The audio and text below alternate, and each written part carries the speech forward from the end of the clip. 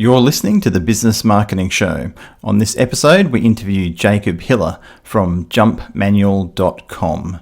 You can find us at businessmarketingshow.com, on iTunes, SoundCloud, and Stitcher.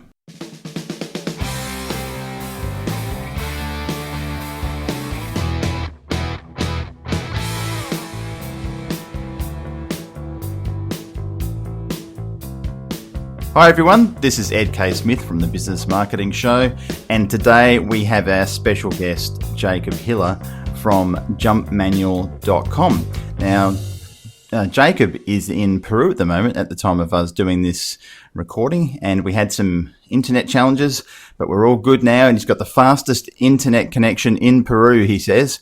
So hopefully it'll all go super duper well. And Jacob is going to be here and talk about his business and how he got into the jump manual and prove to us that white men really can jump. So welcome, Jacob, to the podcast. How are you, mate? Hey, good. Thanks for having me, Ed. That's my pleasure, my absolute pleasure. So you will be one of the presenters at the Netpreneur Summit in Tokyo, 5th and 6th of September. So we look forward to having you there, and I'll be there speaking with you as well, and it should be a great event. So one of the things we want to find out about is who is Jacob Hiller? And what's his background, and how did you get involved with this whole selling, manuals online about how to jump higher and for basketball or for anything, I suppose. So what were you doing before you got into internet marketing? Well, I was going to college, and to be honest, I was just really a jumping junkie. Believe it or not, we exist, and just always been into it. And so I was working at a website company, and I was helping to sell websites. So I didn't know anything about websites. I'd never had a website before. And so that's where I was when this kind of an accident took place. I call it an accident because it wasn't part of some grand master plan. It just kind of happened. So yep.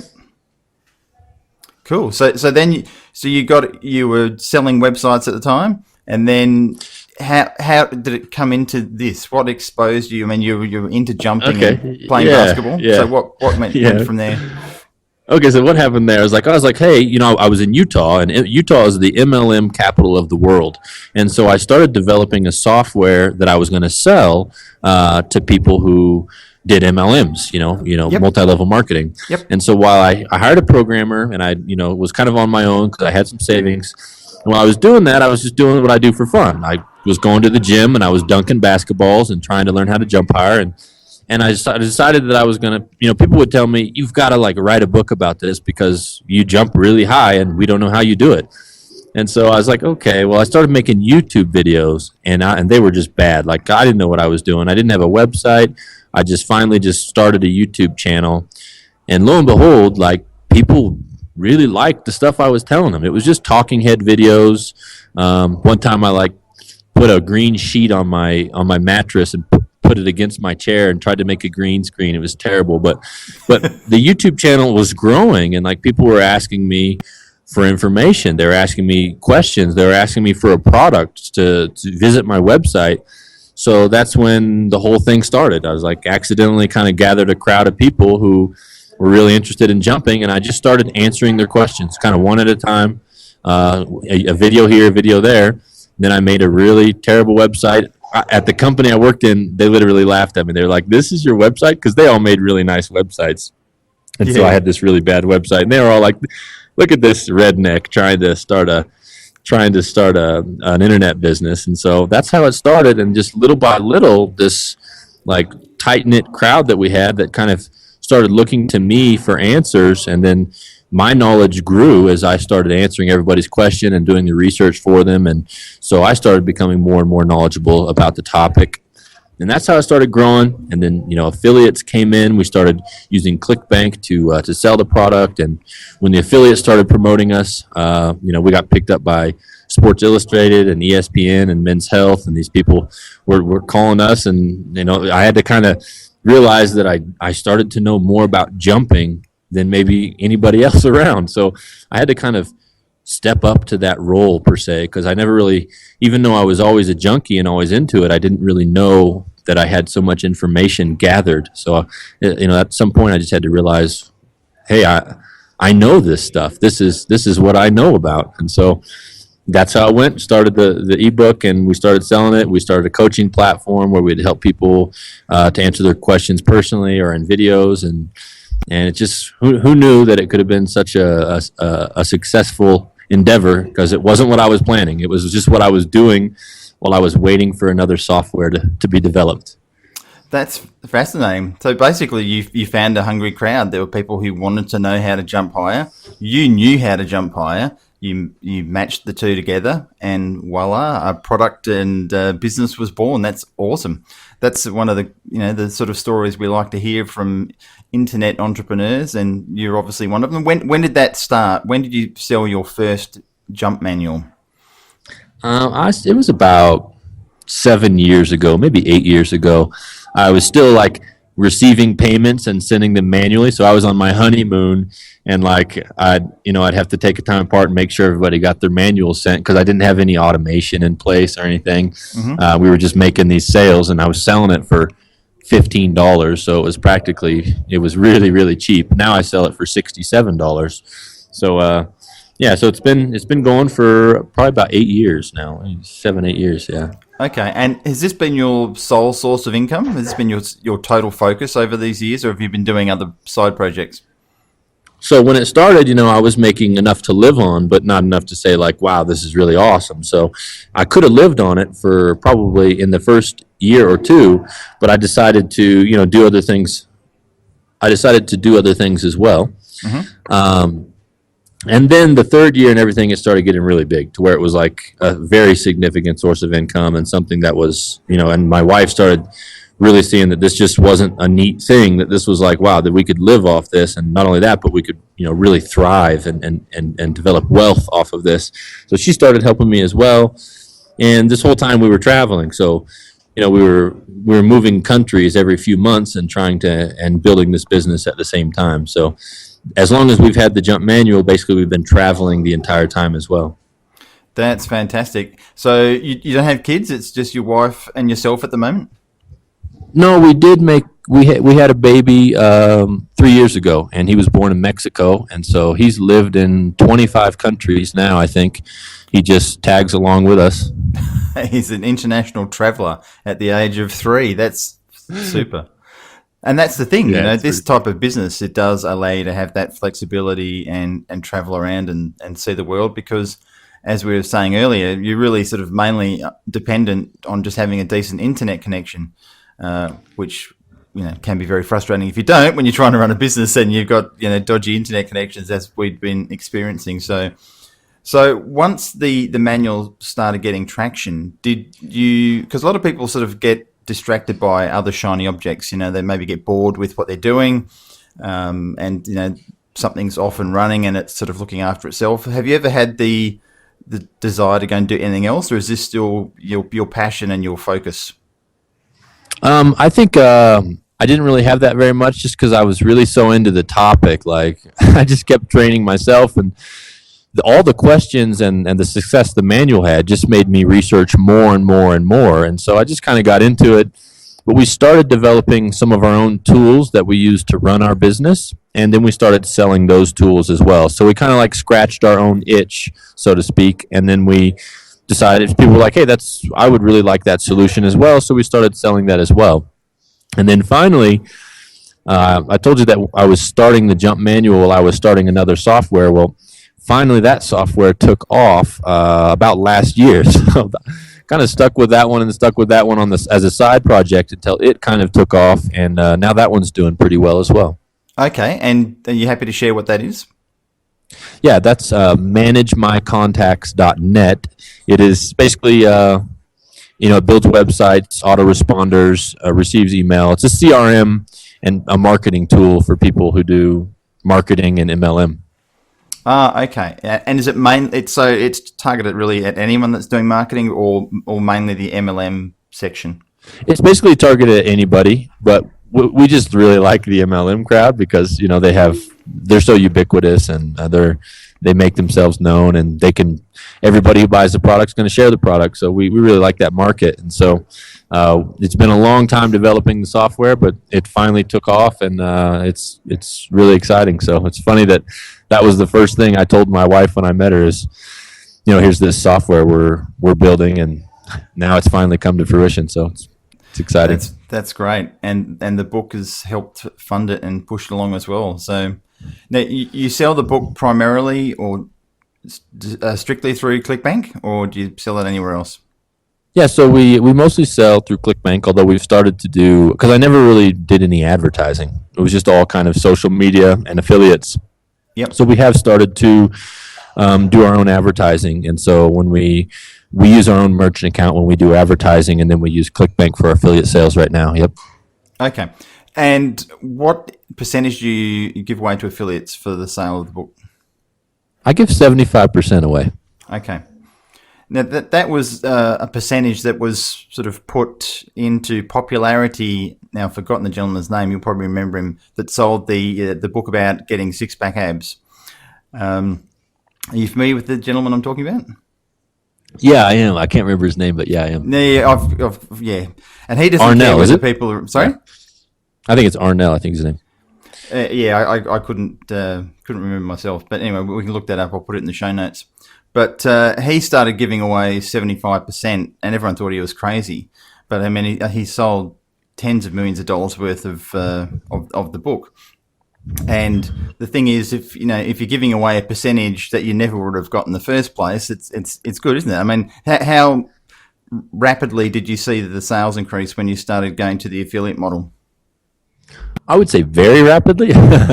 Just having other people on board, because I wasn't the guy with the plan. I didn't have this master plan where I was like, hey, I'm going to the book, and then here are these outlets I'm going to do, and here's how I'm going to monetize. I was just like, hey, I know a ton about jumping, and look, do this, and it works. And people were really satisfied, and the affiliates took that and ran with it. So it was really awesome. And the 75% we didn't have at first, but it did help. If you know your marketing and you know how you can reach all your audiences, maybe you don't need affiliate marketing. But if you want that kind of leverage for people who do have those specialties to reach different areas of the market, well, I think affiliates is a really good way to go. And is this sort of the sort of stuff you're going to be talking about at the Netpreneur Summit? Give people a bit of a forward look into what's going to be discussed by Jacob. I wish I had it all put together already. Yeah, we want the slide presentation right now, mate. So what I thought about talking about is how to bootstrap your business from the startup. So there's a lot of people who want to get started and who want to know stuff that actually works. It's not just that's actually going to bring them in money without having to put a lot out there, but except for their time and effort. So I want to go over what worked for me, the things that helped me gain leverage, the things that helped me get more eyes on my product without having to spend a lot of money, and then how to scale it from there. So I kind of want to just share what has been the most successful things for me, and that I've helped other people and coached them do the same thing, and just share that information in a very copy and paste kind of way. Like, here's emails I used, here's the strategies I used, and you can do the same thing. Fantastic. I think people will get a lot from that if they're wanting to go down that sort of similar path of launching a product or an ebook or something of that nature. So have you been to Japan before in your travels? Yeah, we lived in Japan for 6 months, so we've just kind of left the last few months, and we love Tokyo. We love Japan. Great place. Fantastic. So you're in Peru now. So is that how long are you in Peru for? We'd planned on staying here 6 months as well. However, if the internet situation doesn't perk up, then we may not stay that long. Right. Okay. Yeah, that does have a big bearing on it. So you're making a special side trip to Japan? Yep, I'm just going to be coming out and for the speaking. When I was out there, I had the chance to meet James and some of the others, and what great guys those are, and just such a good opportunity to network with those guys and learn from them, because they know so much as well. So it's been awesome to meet them, and I'm excited to go back out, because even though I'm speaking and going out there, some of the speakers who are going to be there, I just can't wait to hear the information they have. So last year it was the same. It was awesome. Yeah, absolutely. I mean, that's one of the main reasons I'm going to present as well. Is for that very reason, is to network and get to know guys like yourself and learn. Because anyone who thinks they know it all is absolutely full of it. They don't know anything in that case, in my personal opinion, because there's always something that you can learn from someone else that's done something slightly differently, or a bit of a twist, and sometimes that's the gold nugget of the conference, that conversation after at the bar having a drink that someone drops to you and you go, wow, that is super cool. And then you go and test that in the market. Cool.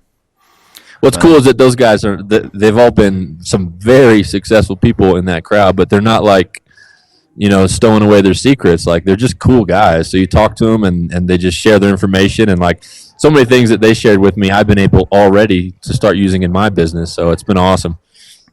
Brilliant. Have you had any basketball players, any famous basketball players contact you about how to jump higher? I have had some contact me, yeah, but I haven't, because we don't live in the States, and because usually the NBA has their own personal trainers that they hire and everything, and for other reasons. I have worked with the people who have won some of the main dunk contests around the world, and and the most famous one, I've never gotten permission to use his name, unfortunately, but okay, I should probably say it. Yeah, but that's I've worked with a lot of.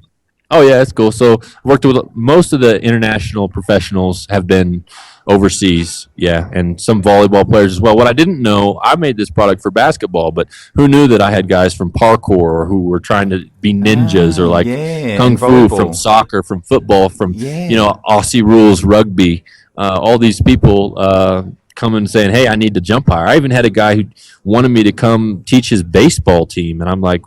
He's like, I'm telling you, if we can jump higher, we can hit further. So I didn't end up going because I didn't really feel comfortable teaching baseball players to jump higher. But we've done some camps internationally as well. So most of our work, we spend about 30 days in the States each year. So, and usually we try and spend all that with family. Wow. Who knew writing this book and having this this passion would have led you on this path? It's pretty amazing, isn't it? It is weird, yeah. It's cool, though. Absolutely. Look, if you love what you're doing, you're getting freedom to travel, you're making good money, there is nothing better in life as far as I'm concerned. So that is awesome. Ultimately, at the end of the day, people just have to follow what they want to do and follow their passion and start. That's important, isn't it? They've got to get off their bum and do something about it, because otherwise it's just not going to happen.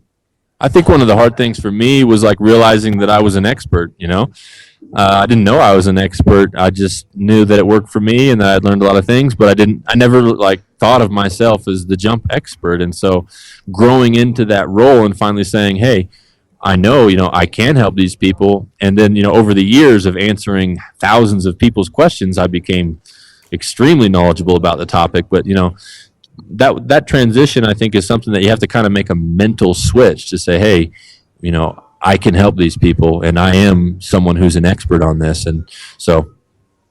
Yeah, and having the confidence that you have specific information to impart on others, and that people want to know what it is and are prepared to pay you for it. It's sometimes quite a drastic move for some people, having that self-belief that they can do that sort of thing. So, or even to believe that, hey, if they're not the expert now, then as they learn and grow, they can provide those answers. Maybe they don't have all the answers at first. When people ask a question, they research it, and then that just grows their knowledge base. So, yeah, too true. Now, quite often when I have conversations with people such as yourself who have had success and written a book or a manual of some type, often copycats come out of the woodworks trying to, reproduce what they've done. Have you had that happen?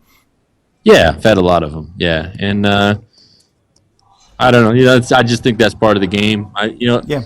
I'm comfortable. I feel comfortable knowing that I'm the one who can get on camera and actually knows how to do this stuff, and who's done it for myself. But there's gonna be copycats, and there has been. But I don't have any hostility towards them. That's just how it is. Yeah. It's an open market, and look, I'm in the internet marketing space, and I've been in the Google AdWords and search marketing game for 12 years. And like, there's a gazillion people that have come out over the last 12 years that are doing the same thing that I'm doing. And you can't stop that. You've just got to be better at differentiating yourself, don't you? Yeah, one guy actually almost completely copied my product, and he became the number 2 best-selling book. So that was kind of cool that the guy who had the same content as me was the second one. Did you take him up on that? I don't know. What are you going to do? Nah, it's just, I just wanted to keep improving my game and improving my content, improving, the service that I was giving to my customers. And that's why we've always been done well, is that people knew that it was me, and like they could talk to me, and that we had a support system, and we were giving people what they wanted. So I think that's why people trust us.